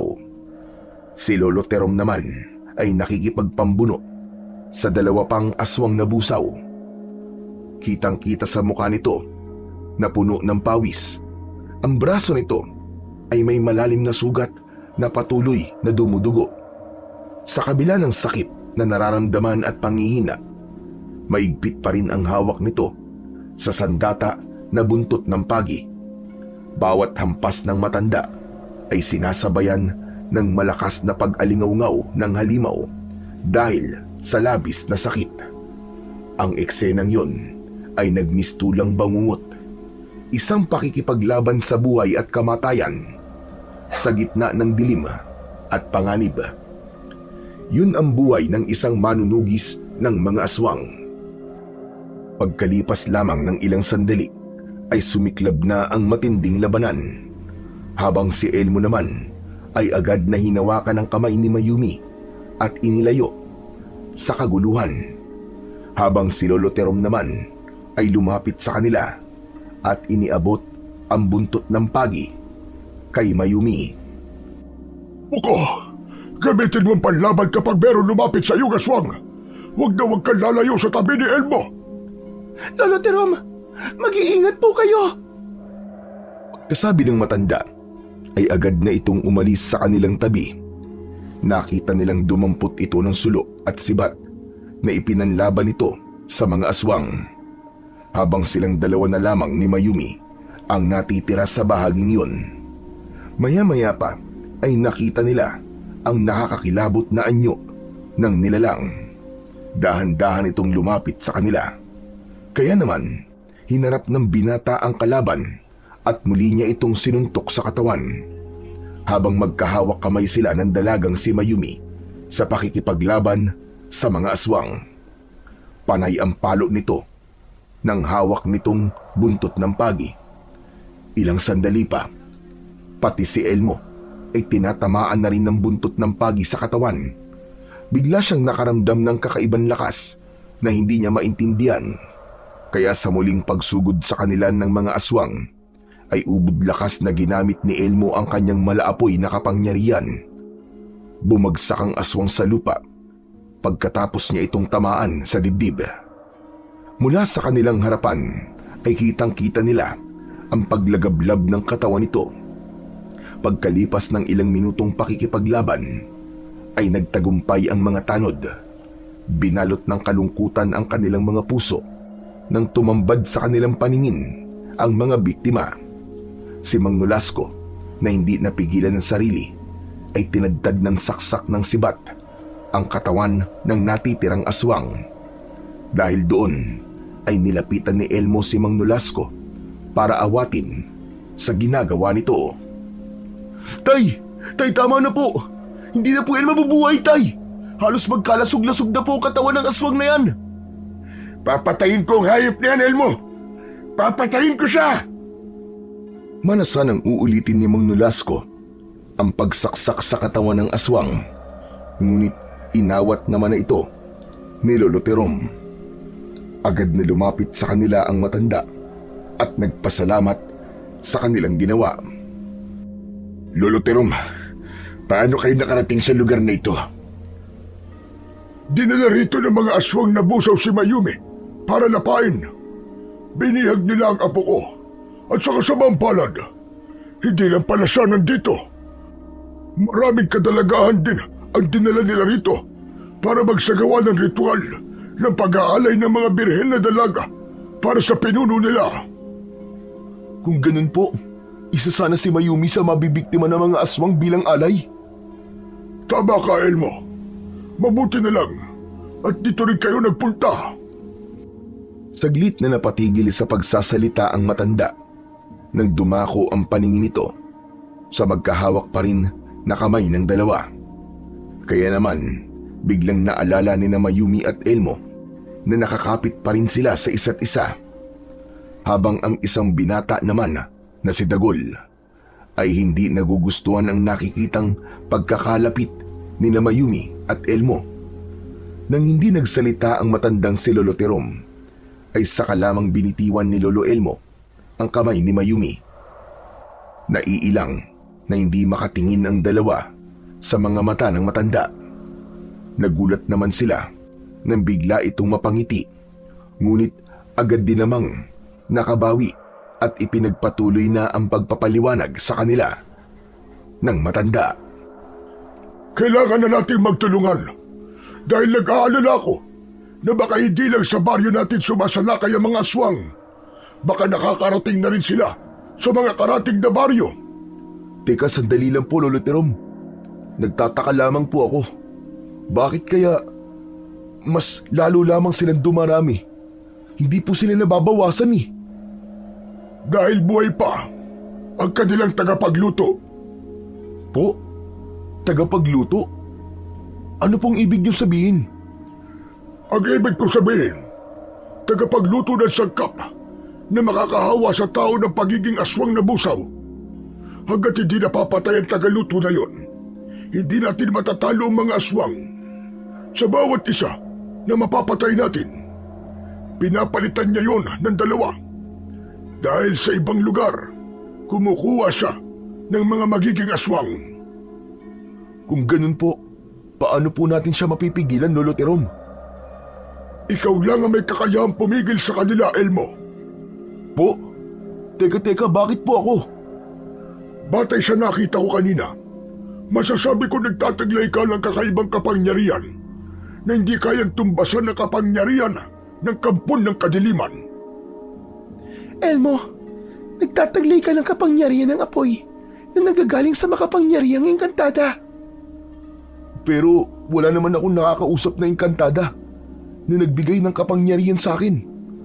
Imposible naman ang sinasabi mo, Mayumi. Dahil sa naging pag-uusap ng tatlo, hindi napigilan ni Mang Nolasco na hindi magtanong sa anak. Anak, nakita ko rin ang epekto ng kamay mo kanina sa katawan ng mga aswang. Kaya natitiyak kung tamang sinabi ni Mayumi. Alam ko ang tungkol sa kapangyarihan mo, anak. Teka, sandali lang. Huwag natin dito pag-usapan yan. Kailangan na nating umalis dito. Utol ni Lolo Terom sa usapan nilang mag-ama, kaya hindi na siya nakapagtanong pa tungkol sa kanyang kapangyarihan. Maya-maya pa ay nag-alok ng tulong ang matanda, kaya lahat sila ay sumama papunta sa bahay nito. Pagkalipas ng ilang minutong paglalakad, sa wakas ay narating nila ang bahay ng matanda. Kitang-kita sa itsura ng bahay ang kumusyong naganap sa bakuran nito. Tila nakipaglaban ang matanda bago ito napadpad sa gubat para iligtas ang apo niyang si Mayumi. Bumundol ang kaba sa dibdib ni Elmo. Kakaiba ang takot na nararamdaman niya para sa dalaga. Akma na sanang papasok sa loob ng bahay si Elmo nang bigla siyang tinawag ni Dagul. Teka, sandali lang, Elmo. Pwede ba tayo mag-usap saglit? Napatingin si Elmo sa gawi ni Dagul, kaya napansin niyang matalim ang tingin nito sa kanya. Kaya naman, agad siyang lumapit dito.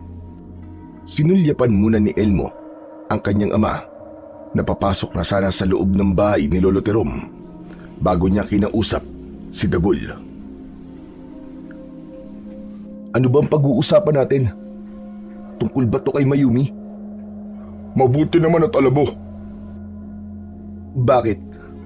Nalata mo na ba na may pagtingin din ako kay Mayumi? Nauna ako sa kanya, kaya't layuan mo siya. Hindi ko nagustuhan ang ginawa mo kanina. Wala akong pakialam kung hindi mo nagustuhan ang ginawa ko kanina. Ikaw lang ang nauna, pero hindi mo pa siya nobya, di ba? Kagaya ng sinabi ko nang una tayo nagkita. Lumaban ka ng patas, Dagul. Bahala ka sa diskarte mo at bahala naman ako sa diskarte ko. Ang lakas naman yata ng loob mong sabihin sa akin yan. Porque nahawakan mo na ang kamay ni Mayumi kanina. Umaasta ka na parang nobya mo na siya. Kung hindi lang dahil kay Mang Nolasco, kanina pa kitang sinuntok. Pinakikialaman mo ang babaeng mahal ko. Ang tanong, mahal ka ba niya, Dagul? Hindi kagad nakapagsalita si Dagul sa tanong na yun ni Elmo. Akma na sanang magsasalita pa si Elmo nang bigla niyang narinig ang boses ni Mang Nolasco sa kanyang likuran. Kaya naman, nabaling ang atensyon nila sa kanyang ama. Ano bang pinag-uusapan niyo dyan, Elmo? Wala po, Tay. Nabanggit lamang po ni Dagul ang mga nangyari kanina. Dagul, totoo ba ang sinasabi ni Elmo? Huwag ka naman ganyan, Tay. Para naman po kayong walang tiwala sa sinabi ko eh. Talagang wala akong tiwala sa sinabi mo, Elmo. Dahil narinig ko kung anong mga pinag-uusapan niyo. Dahil iisang babae lamang ang naririnig kong pinagtatalunan yung dalawa. Ang mabuti pa, tigilan niyo na yan. Hindi magandang tignan na mag-aaway kayo sa harap ng bahay ni Lolo Terom. Mahiya naman kayo. Kaya sige na, pumasok na kayo sa loob at kanina pa kayo nihintay ni Lolo Terom. Di bali na lamang po, Mang Nolasco. Aalis na rin po kami. Wala namang nasugatan sa amin eh. Pasensya na po kayo. Pasensya ka na rin sa anak ko, Dagul. Salamat nga pala sa tulong nyo kanina. Sige na, mag-iingat kayo sa inyong pag-uwi. Salamat po. Kaya naman po namin ipagtanggol ang mga sarili namin pagdating sa pakikipaglaban nang hindi umaasa sa kapangyarihan na ipinagkaloob sa kanya ng engkantadang kuno. Sinadya ni Dagul na idiin ang salita sa pagbanggit nito tungkol sa kapangyarihan. Sasagot pa sana ang binatang si Elmo, ngunit pinigilan na siya ng kanyang ama. Pagkatapos magpaalam ng grupo ni Dagul, ay kagad na tumalikod ang mga ito sa kanila. Nang mawala na ang mga ito sa kanilang paningin, ay saka lamang kinausap ni Elmo si Mang Nolasco. Tay, bakit niyo po ako pinigilan kanina? Bakit naman hindi kita pipigilan, Elmo? Wala ka na sa lugar eh. Hindi mo pa kasintahan si Mayumi, pero ipinagkakait mo na siya, anak. Lumaban ka ng patas sa kanya. Kung may pagtingin ka sa apo ni Lolo Terom, ipaalam mo kay Dagul para patas ang laban yung dalawa. Mabait na binata si Dagul. Palagi niya kaming tinutulungan. Kaya hindi ko gusto na makikipag-away ka sa kanya. Pero tay, hindi po ako nagsimula eh. Siya ang una naghamon. Si Dagul po ang humarang sa akin sa daan para lamang pagbantaan ako. Kahit na, umiwas ka na lang sa kanya. Natural na magkakaganon ng tao dahil umiibig siya kay Mayumi. Kahit na po ba eh, wala siyang karapatan na pagbantaan ako. Kung umasta siya, daig pa niya ang kasintahan ni Mayumi. Tama na yan. Ayoko ng pag-usapan ng tungkol dyan, Elmo.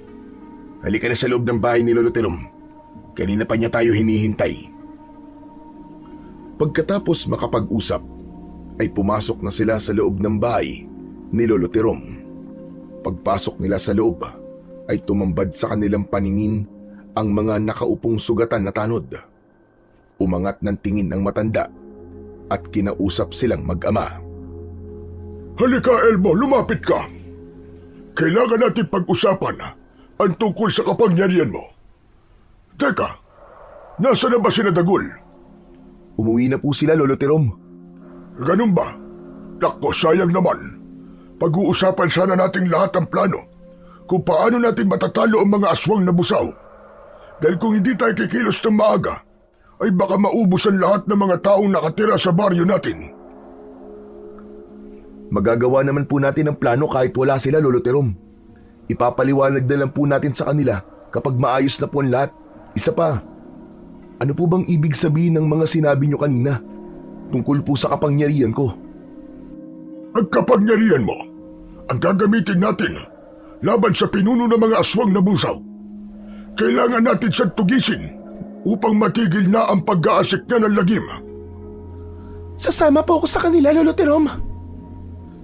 Lahat sila ay nabigla sa biglang pagsasalita ni Mayumi mula sa pintuan ng kwarto nito. Nakapagpalit na ng damit ang dalaga. Diretso itong nakatingin sa muka ni Elmo na tila ba siya ang kinakausap nito.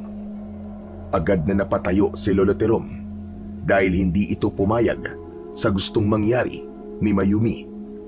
Kaya naman si Elmo na ang nagpahayag ng pagtutol sa balak ng dalaga.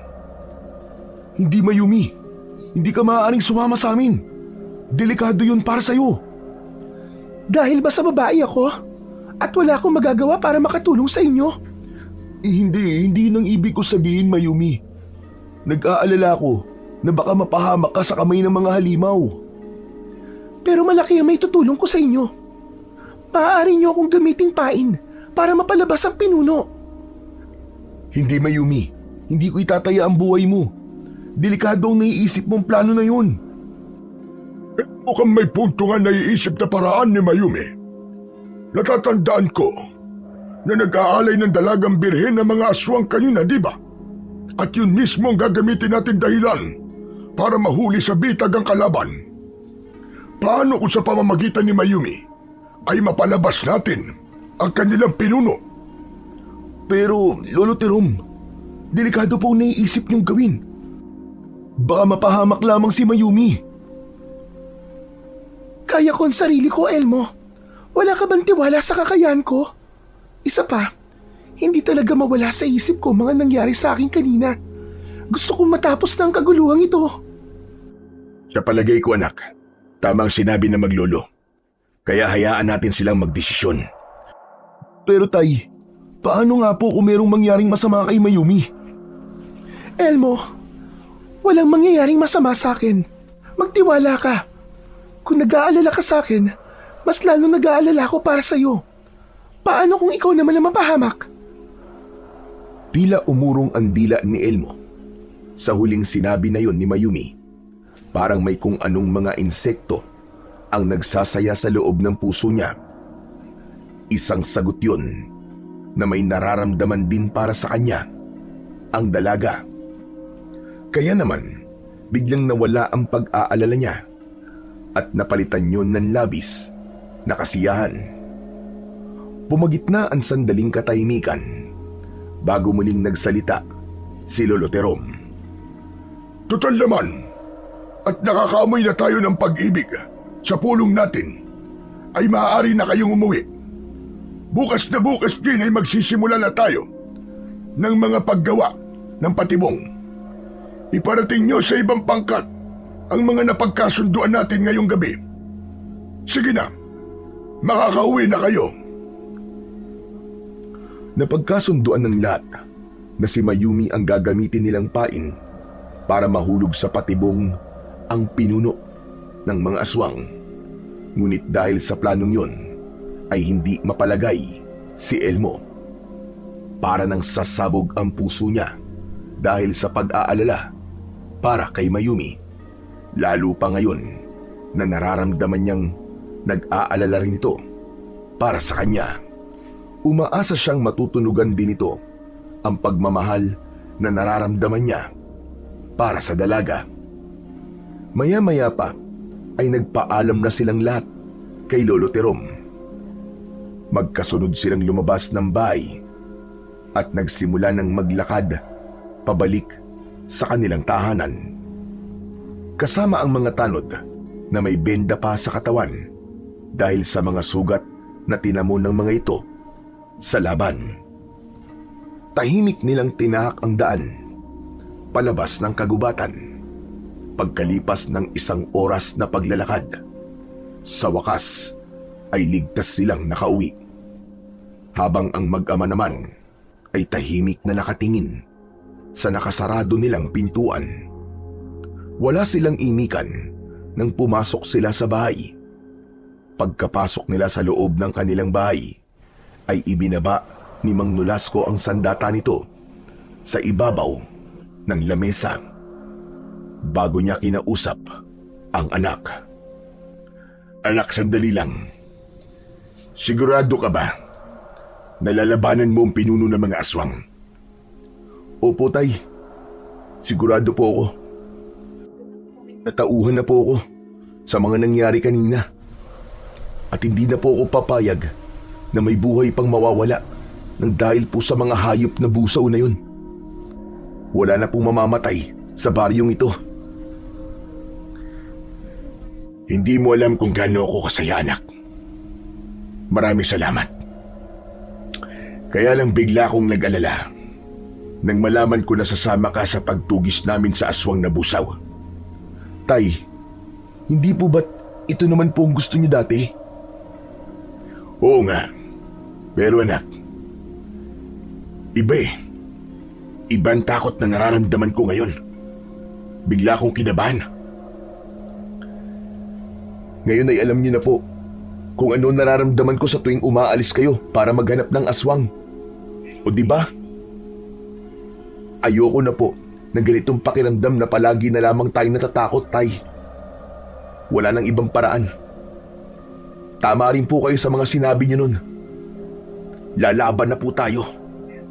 Wala na pong atrasan to, Tay. Pasensya na, anak. Nag-aalala lang naman ako sa'yo. Dahil hindi natin alam kung hanggang kailan ang bisa ng kapangyarihan ng mga kamay mo. Paano kung sa gitna ng labanan ay biglang mawala ang kapangyarihan mo? Anong gagawin mo, anak? Hindi po yun mangyayari, Tay. Naniniwala po ako na may dahilan kung bakit ipinagkaloob po sa akin ang kapangyarihan ito. Ang nagbabaga ako mga kamay. At hindi ko po sasayangin ang tiwalang ibinigay sa akin. Gagamitin ko po ito para tapusin ang paggasik ng lagim ng mga aswang. Ililigtas ko po ang buong baryo.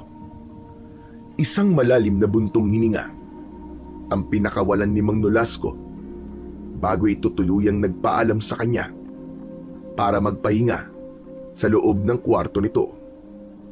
Naiwan naman sa sala si Elmo habang nakatingin sa sandata ng kanyang ama. Sa isip niya ay hindi niya alam kung ano ang maaaring kahinatnan ng plano nila. Maya-maya pa ay dinalaw na ng antok ang binatang si Elmo. Kaya naman, sa bangko na siya nakatulog at hindi na pumasok sa loob ng kanyang silid. Kinabukasan ay nagising ang natutulog na diwa ni Elmo sa malakas na pagyugyug sa kanyang balikat ng kanyang ama na si Mang Nolasco. Pagmulat niya ng kanyang mga mata ay nakahanda na ito para sa pagsasagawa ng kanilang mga plano. Kaya naman, bumangon siya sa upuan at kinausap si Mang Nolasco. Tay, paalis na po ba kayo? Oo, anak. Sumunod ka na lamang sa amin sa lugar na pinag-usapan natin ni Lolo Terong. Nariyan na rin ang mga kasama natin para sa paggawa ng mga patibong. Sige po, Tay. Mag-iingat po kayo. Isang tangulang ang itinugon sa kanya ni Mang Nolasco at pagkatapos ay dinampot nito ang pana at itak. Saka naglakad palabas ng kanilang bahay. Nahabol na lamang niya ito ng tingin, saka tumayo at naghanda na rin ng kanyang mga dadalhin. Uminom muna siya ng kape at nagpalit ng damit. Pagkalipas ng ilang minutong paghahanda, ay lumabas na rin siya ng kanilang bahay. Agad niyang tinakandaan papunta sa gitnang kakauyan sa lugar na paglalagyan nila ng mga patibong. Pagkalipas ng ilang minutong paglalakad, ay nadatnan niya na abala na ang lahat ng kanyang mga kasama sa paghukay. Pinalibutan nila ng patibong ang paligid ng kagubatan, habang ang iba naman ay naghuhukay ng mga balon na paglalagyan nila ng tinulisan na kawayan, pati na ang paglalagay ng palatandaan at lason sa dulo ng talim ng sibat. Lahat ng mga yon ay mabilis nilang naihanda. Pagkalipas lamang ng ilang oras, ay natapos nila ang lahat ng mga gawain. Kalat na ang dilim sa buong paligid nang sila ay makapagpahinga.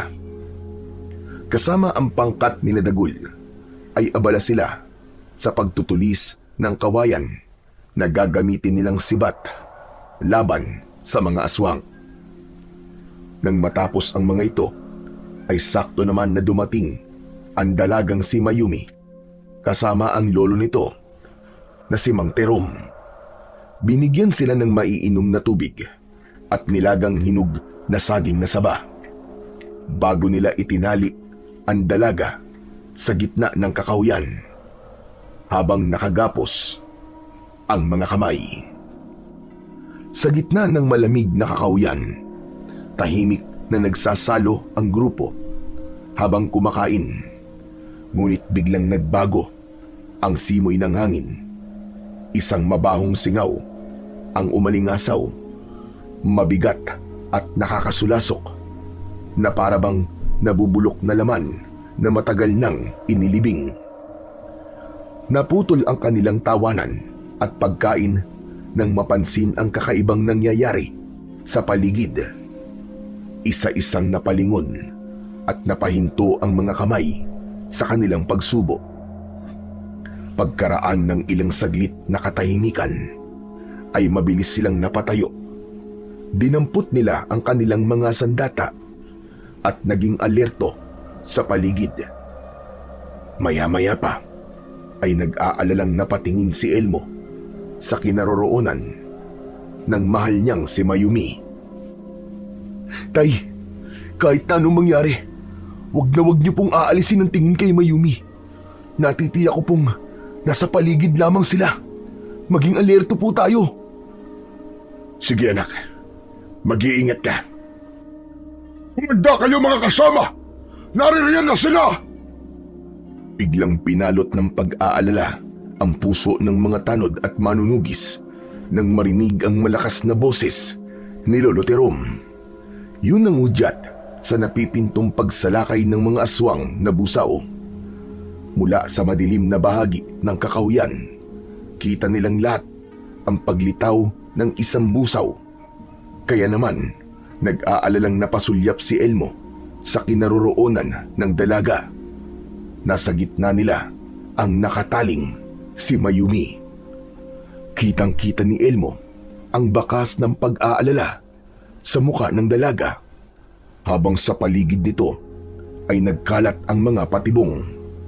Sinigurado nila na kapag lumapit ang pinuno ng mga aswang sa dalaga, ay mahuhulog ito sa balon na puno ng matatalim na sibat.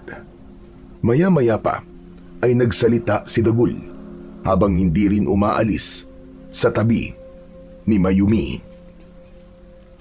Anak naman ng putya, oo. Sigurado ba kayo na magtatagumpay tayo sa patibong nyo? Baka lalo lamang mapahamak si Mayumi. Huwag ka mag-alala, Dagul. Hindi ko hahayaan na masaktan o mahawakan ng pinuno ng mga aswang ang dulo ng daliri ni Mayumi. Magdadaan muna silang lahat sa ibabaw ng bangkay ko. Tandaan mo yan. Kung totoong nag-aalala ka para kay Mayumi, hindi mo dapat itinaya ang buhay niya para sa ganitong katangang desisyon.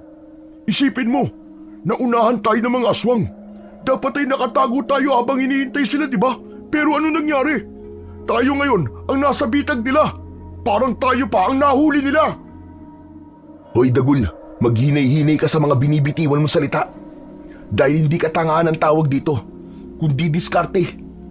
Kailangan talaga magsakripisyo para magtagumpay. At saka hindi ako tanga para itaya ang buhay ng babaeng mahal ko kung hindi ako sigurado na mananalo tayo sa laban na to.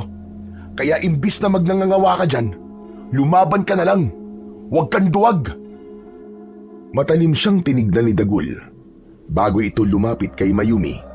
Nagbantay ito sa tabi ng dalaga.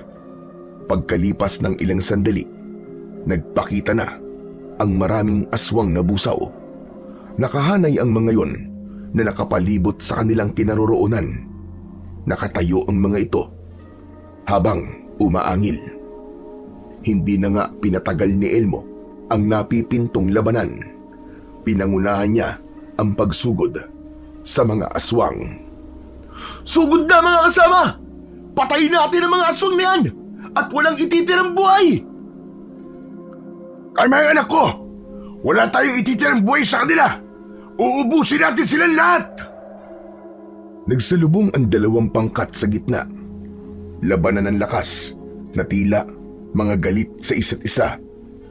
Maririnig ang ingay ng mga nagkikiskisa na itak at kuko ng mga aswang. Isa-isang bumabagsak sa lupa ang mga aswang na busaw. Pagkatapos ay sinusunog ng mga tanod at manunugis ang katawan ng mga ito gamit ang sulo. Habang si Lolo Terom naman, gamit ang buntot ng pagi, ay inatake ang mga kalaban. Si Mang Nolasco naman ay 3 palasok agad ang ibinabala sa pana at bawat bitaw nito ng tali ay 3 aswang agad ang bumabagsak sa lupa. Kung hindi sinusunog ng mga tao, ay nahuhulog naman ang mga ito sa balon na puno ng matutulis na talim ng sibat. Walang ligtas, ubusan ng lahi. Narinig ni Elmo ang pag-angil ng mga aswang. Kaya naman, malakidlat siyang umatake sa mga ito. Lahat ng tamaan ng kanyang kamao ay agad na natutupok ng apoy. Pagkalipas ng ilang oras na sagupaan, ay biglang tumahimik ang paligid. Inakala ni Elmo na naubos na nila ang mga kalaban at napatay na niya ang pinuno ng mga aswang. Kaya naman, nilapitan niya si Mayumi. Mayumi, ayos ka lang ba? Oo, Elmo. Ayos lang ako. Huwag mo na akong alalahanin. Tinanggal ni Elmo ang pagkakatali sa kamay ni Mayumi at akma na sanang lalapit ito sa kanya nang bigla naman itong hinawakan ni Dagul sa kamay. Nagpumiglas si Mayumi at pilit hinihila ang kamay mula sa kamay ni Dagul. Dagol! Ano bang ibig sabihin nito? Bitiwan mo ang kamay ko! Isang malakas na halakhak ang narinig nila mula sa boses ni Dagul. Kasunod ng pagbabago ng anyo nito, kasabay ng 4 pa nitong mga kasama. Habang nagbabago ang anyo ng mga ito, umalingaw-ngaw sa paligid ang boses ni Lolo Terom. Hindi maaari! Si Dagul! Si Dagul ang pinuno ng mga aswang! Mayumi, apo! Ililigtas kita! Agad na sumugod ang matandang albularyo sa kinaroroonan ni Mayumi, ngunit sinalubong ito ng kamao ni Dagul. Nang mga sandaling yon, ay nagulat ang lahat. Umalingaw-ngaw ang pag-angil nito habang hindi binibitiwan ang kamay ni Mayumi. Si Dagul ay tuluyan ng nag-anyong busaw, isang nilalang ng gabi na handang lamunin ang lahat ng nasa harapan nito, kapalit ni Mayumi. Dagul! Hayop ka! Pakawalan mo si Mayumi! Bakit ko siya pakakawalan? Para mapunta siya sa'yo? Pwes manigas ka! Akin lang siya! Dagul, pakawalan mo ako! Kaya pala mabigat ang pakiramdam ko sa iyong demonyo ka! Dahil kampong ka ng kadiliman! Kung hindi ka rin naman mapupunta sa akin, ang mabuti pa, patayin na lamang kita nang wala nang ibang makinabang pa sa'yo! Iniangat ni Dagul ang kamay nito para saksakin ang liig ni Mayumi gamit ang matutulis nitong mga kuko. Ngunit mabilis na tumalon si Elmo para hawakan at pigilan ang kamay ni Dagul. Sinuntok niya sa muka si Dagul. Napaatras itong pasadsad sa lupa, ngunit napigilan ng mga paa nito ang pagbagsak. Nagpambuno silang dalawa habang si Mayumi ay nakawala sa mahigpit na pagkakakapit ng kamay ni Dagul. Hinayaan itong magpalitan ng suntok ang dalawa niyang manliligaw. Kaya naman, pinuntiryan ni Elmo ang dibdib ng kalaban kahit may ilang tama ng kuko ang bumabaon sa kanyang dibdib. Isang malakas na sipa ang ginawa ni Elmo at tumama yun sa tiyan ng kalaban. Pero agad din itong bumangon at gumanti sa kanya ng isang mahigpit na sakal. Binuhat siya nito at itinapat sa mga nakabukas na hukay, kasabay ng malakas nitong paghalakhak. Magaling ba ang ginawa kong pagkukunwari? Ha, Elmo? Ito ang naisip kong taktika. Dikitan ang kalaban para malaman ang plano. Nalaman ko rin kung nasaan ang mga patibong. At ngayon, ikaw ang una kong iuhulog sa hukay na ginawa ninyo at matutuhog sa mga matutulis na sibat. Hayop ka, demonyo ka! Bitiwan mo ako! Mula sa gilid ng mga mata ni Elmo ay napansin niyang kinuha ni Mayumi ang buntot ng pagi sa kamay ni Lolo Terom. Sa kadahan-dahan itong lumapit sa nakatalikod na si Dagul. Isang malakas na hagupit ng buntot ng pagi ang ginawa ni Mayumi sa likod ng kalaban. Kasunod ng pagpalo nito sa katawan ni Dagul ay si Elmo naman ang hinagupit nito ng buntot ng pagi. Tinamaan siya sa kamay at sa hindi maipaliwanag na dahilan, bigla na namang nag-apoy ang kamay ni Elmo hanggang sa gumapang sa buo niyang katawan. Napaso ang kalaban kaya't nabitiwan siya ng pinuno ng mga aswang na si Dagul. Pero hindi siya bumagsak at nahulog sa hukay na puno ng sibat. Sa halip, nakalutang lang siya sa ere. Ano to? Ang init! Ano nangyayari? Hayop ka! Mainit ba? Mas mainit pa sa impyerno kaysa dyan! Ito na ang katapusan mo, halimaw ka! Mabuti na lang pala at hindi namin binanggit sa iyo ang pinakahuling plano namin dahil kung sakaling may mangyaring ganito. Kala mo hindi mo kami tuluyang naisahan, Dagul! Pagkasambit ni Elmo ng mga salitang yun kay Dagul, nagkaroon siya ng malaipo-ipong hangin na bumalot sa buo niyang katawan. Lumayo si Mang Nolasco, Mayumi at Lolo Terom sa dalawa at kitang-kita nila kung paanong nabuo ang malaapoy na liwanag sa mga kamay ni Elmo. Yun ang ginamit niyang pangpatay sa pinuno ng mga aswang na si Dagul. Sumanib ang kapangyarihan niya sa katawan nito at umalingaw-ngaw ang malakas na pagsabog ng katawan ng aswang. Nagkalasog-lasog ang buong katawan nito. Ganon din na nangyari sa iba pa nitong mga kasama. Pagkatapos ng laban, dahan-dahan na lumapat ang paa ni Elmo sa lupa. Sakto yun sa tapat ng dalagang si Mayumi. Dahil sa ginawa nitong pagpalo sa kamay niya ng buntot ng pagi, malinaw na ito ang nagbigay sa kanya ng kapangyarihan. Hindi lang talaga niya alam kung paano yun ginawa ng dalaga. Pero nagulat si Elmo nang mahigpit siyang niyakap ni Mayumi. Kaya naman, gumanti na rin siya ng yakap dito. Pagkalipas ng ilang sandali, ay bumitaw si Mayumi sa pagkakayakap nito sa kanya. Mayumi, teka, anong ibig sabihin ito? Pasensya ka na, Elmo. Ipinapakita ko lang kung gaano kita kamahal. Hindi ko napigilan ang sarili ko. Teka.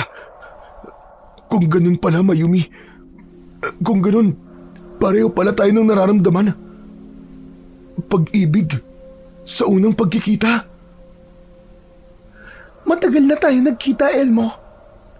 Ako ang unang nagkagusto sa'yo. Ha? Anong ibig mong sabihin, Mayumi? Mahal na kita nung una pa lang kitang nakita. Ngunit, hindi tayo maaaring magsama. Pero, bakit? Bakit, Mayumi? Sasabihin ko na sa'yo. Dahil hindi ako isang ordinaryong nilalang. Ang totoo, ako rin ang asong ligaw na tumulong sa ama mo at sa'yo. Ako rin ang dahilan kung bakit nagkaroon ka ng kapangyarihan. Dahil isa akong engkantada, Elmo. Lihim kitang tinutulungan dahil nakita ko kung gaano ka nagpursigi na lumaban sa kampo ng kadiliman. Ngunit hindi nagtagal. Yun na nga, natutunan kitang mahalin. Patawarin mo ko, Elmo, kung di ako naging tapat sa'yo. Wala kang dapat na ihingi ng pasensya sa akin, Mayumi. Ang mahalaga, alam ko na meron ka ring pagtingin sa akin. Pero Mayumi, gusto kong malaman mo. Kahit engkantada ka pa, kahit sino ka pa, o kahit ano ka pa, tanggap ko ang buong pagkatao mo. Lalo na ngayon na nalaman ko na ikaw pala ang asong yun at nagligtas sa buhay naming mag-ama. Pati na ang pagbibigay sa akin ng kapangyarihan. Sapat na ang lahat ng mga yun para masabing naging tapat ka sa akin. Mayumi, matatanggap mo ba ako bilang asawa mo? Mahal ko. Oo, Elmo. Tinatanggap kita bilang asawa ko. Magpapakasal ako sa iyo, mahal ko. Nang tumingin si Elmo sa mukha ng dalagang si Mayumi, lumiwanag ang buo nitong katawan. Ganon din si Lolo Terom. Lahat ay nagulat sa natuklasang lihim ng maglolo. Ngunit nangako ang mga ito na walang ibang makakaalam tungkol sa pagkatao ni na Mayumi at Lolo Terom. Tinawid ni Elmo ang espasyong nakapagitan sa kanilang dalawa ng engkantadang si Mayumi. Nang magtagpo sa gitna, ay agad silang nagyakap ng mahigpit. Pinagsaluhan nila ang pag-ibig sa pamamagitan ng matatamis na halik. Wala nang nagawa pa si Mang Nolasco kundi ang palakpakan ang anak. Nagtagumpay sila sa laban at nagtagumpay si Elmo sa puso ni Mayumi. Mas lalong lumutang ang kagandahan ng dalagang si Mayumi nang malantad ang totoo nitong itsura bilang isang anak ng engkantada. Makikita naman sa mga mata ng mga tao ang labis na paghanga sa kagandahan ni Mayumi. Pagkatapos ng matindi at madugong labanan na yun, laban sa mga aswang na busaw, ay nilisan nila ang lugar na yun. Pagkatapos ng ilang araw, muling bumalik ang katahimikan ng baryo at naibalik ang mga nawalang buto ng mga bangkay sa lumang sementeryo.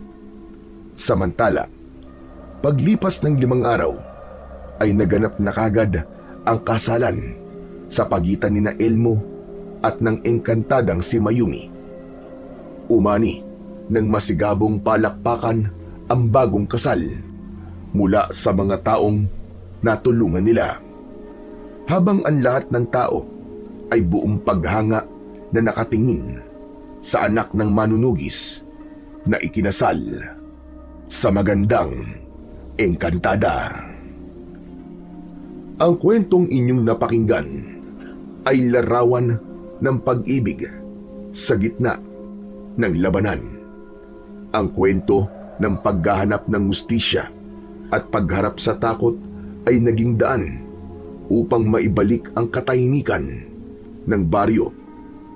Ang kwento ni na Elmo at ng engkantadang si Mayumi ay patunay na ang tunay na pag-ibig ay walang kinikilalang hangganan. Kahit magkaiba ang kanilang mundo, ay hindi yun magiging hadlang upang hindi sila magmahalan at magkatuluyan. Isang patunay na walang pinipiling oras, pagkatao at panahon ang ating puso.